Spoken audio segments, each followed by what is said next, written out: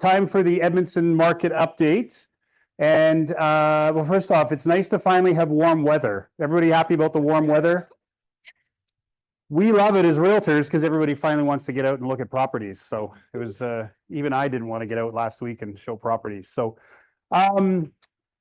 lots of uncertainty going on in the markets in the world right now. We have, I read that this is actually the most uncertainty in the world since COVID.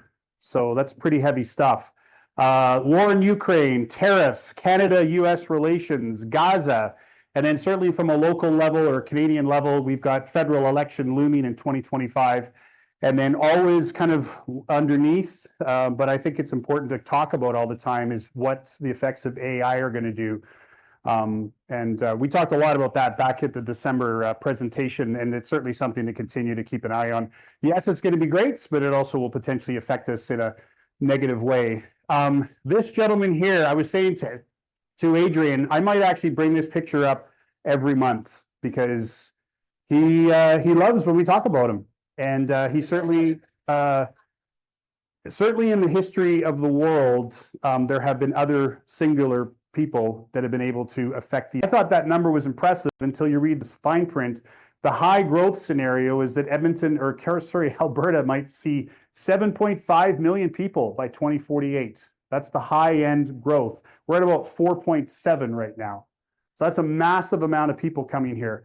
And this was the other thing that I thought was crazy, is that they're suggesting by 2045, 3 of the 6 growth models will show Alberta having more population than BC, which I never thought I would ever see that.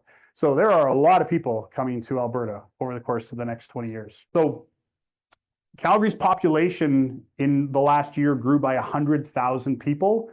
That's the fastest of basically any major market, the top 41. And Calgary's now at 1.8 million population. Nearly half of Alberta's annual growth of 204,000 occurred in Calgary. So that city has really grown. We grew by 73,000 people last year, and we're up 13.5% from 2019. 2/3 of Calgary and Edmonton's explosive growth gains were international migrants, as well as non-permanent residents, as well as in migration. Now, the federal government's cut that down, so we're not necessarily going to see so many immigrants moving here, but we are still seeing a lot of in-migration coming to Alberta, and we're certainly going to see a lot more spreading out.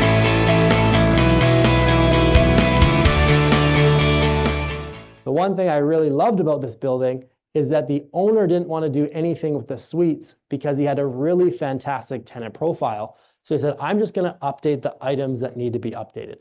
So he did the roof, he did windows, he did balcony, he did boiler, he did hot water tank, he did exterior painting, he did fascia.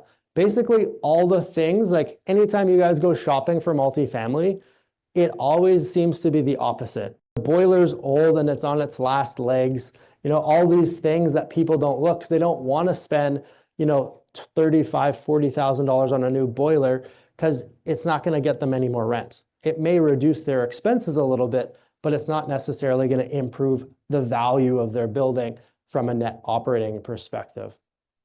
So this is the reason that I really loved the fact of this building.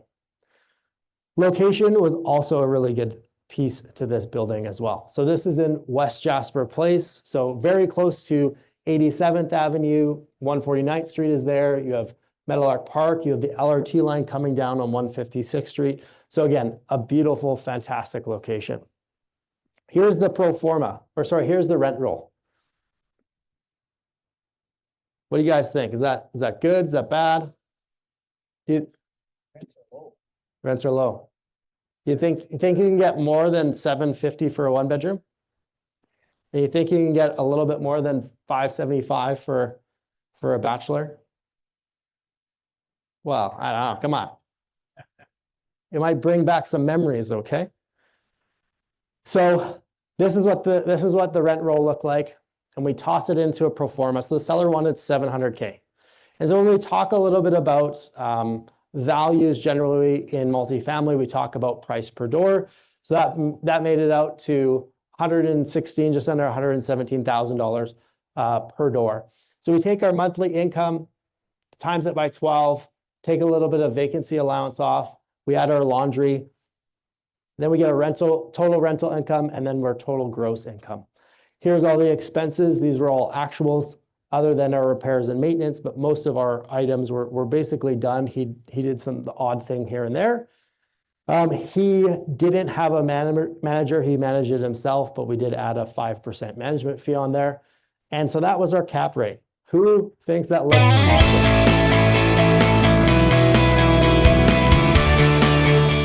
Private loans tend to take more interest rate. So Richard and I are working on a private loan right now, a VTB, where it has relatively good least interest rate now. It goes 4, 6, 10, 18 within a year and a half. And so if you find yourself in a situation where you haven't refinanced or you can't stabilize the property and you suddenly face 18% interest, there goes your equity, right? So pitfalls, they're pretty common.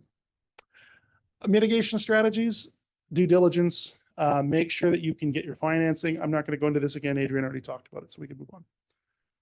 Don't use a promissory note. Just don't lend on a promissory note. Makes my blood boil when people lend money on a bare promissory note. Okay. You have anything to add? Unless it's a promissory note backed by a mortgage. You want the mortgage at the end of the day Yes, on the yes. property. Take the security over the land. I'll be honest, this isn't one of my favorites, but I know it's been amazingly successful for lots and lots of people. So just because it's not my favorite doesn't mean you guys should in any way discount these ones. I know some people talk about lease options and rent to own as kind of the same thing. And once again, I think there's a lot of similarities between the two. We're going to talk about them, at least for the purpose of this, as different concepts.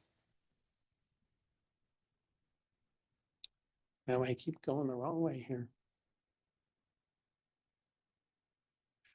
Okay, so lease option. So lease option is basically you have a tenant in a property that you own. You have that tenant under a lease contract. They're renting the property from you, pretty standard contract. In addition to that, outside of that lease, you could have a separate contract that we call an option contract. Again, nothing wrong with that. Nothing weird about it. Lots of them are out there in the world. But that option contract under certain terms and conditions would allow the tenant to exercise the option, usually with money, to allow the tenant to buy the property, possibly at a predetermined fixed number, possibly at an agreed upon formula to determine what the value of the property would be when the option is exercised. But I guess for the purpose of this, I think to keep in mind, those are two separate contracts. And technically, you don't have to have the lease first to have an option. I could have a property I own today. I could go to Devin, who isn't my tenant, and say, hey, Devin, do you want to buy my property under an option? Maybe he'd like to have the ability sometime in the future to buy my property. So the option really isn't somehow connected to a lease. It could be a standalone agreement with no lease backing it whatsoever. Okay? So rent to own. Rent to own is a lease agreement that built into the terms of the lease agreement would allow a tenant over some time to, I guess, to keep them somewhat distinguished, to allow the tenant over some time to pay not only a rental amount, but a portion more, to start to build some equity in the property. Equity securities. Pitfalls. Whenever you issue securities, you have to contemplate securities regulations. Normally, you have to issue what's called a prospectus. That can be avoided if you fall under one of the prospectus exemptions. People often talk about friends and family and accredited investors. Just make sure your investors are of a certain class. There's higher startup costs for equity securities. Setting up a partnership is a lot more expensive than setting up a corporation. There are higher tax implications for bringing in investors. Keaton brought this up earlier about passive income. It is passive income when you invest in a building or in a partnership. And this is my, as a lawyer, the one that really bothers me. A lot of people invest money without having an agreement in place. And so you go to sign the paperwork and somebody says, I didn't agree to this. And you close in 2 days. And now you're fighting over the shareholder agreement or the partnership agreement. And it doesn't close, and interest accrues and accrues and accrues. Fun stuff. Double close. So double close, there's 2 separate contracts. A sells to B under a residential real estate contract. B sells to C under a residential real estate contract. Same sort of idea. The contract between B and C would be for a higher number. So a lift. So A sells to B for 100, B sells to C for 110. Some of the challenges with this is B doesn't really want to have to come up with any money. So B wants C to come up with money, pay money to B. B then wants to keep their 10 and pay the money to A. And in our legal world, that can be a little challenging. Not impossible. If there's full disclosure, it probably goes quite easily, but that can be challenging. So once again, we can have financing issues that we have to be careful about. Market fluctuations might mean the lift doesn't make sense anymore.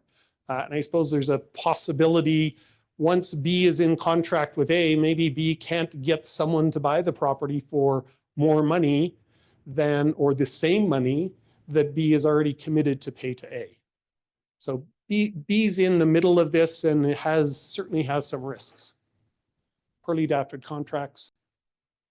So if B can have some confidence that C actually has the money, actually has been approved for financing, the risk to party B is drastically reduced. Some banks, you can talk to some of the brokers in our midst here today.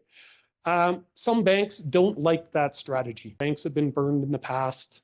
Those are just things that you have to be careful when you're C, that again, if possible, you're disclosing everything to the bank. The bank pulled a copy of the title, they would know that the contract between B and C, B doesn't own the title. So the bank starts to get concerned. In the legal world, the banks are often asking us to be sure that what's going on with the title? Why isn't B on it?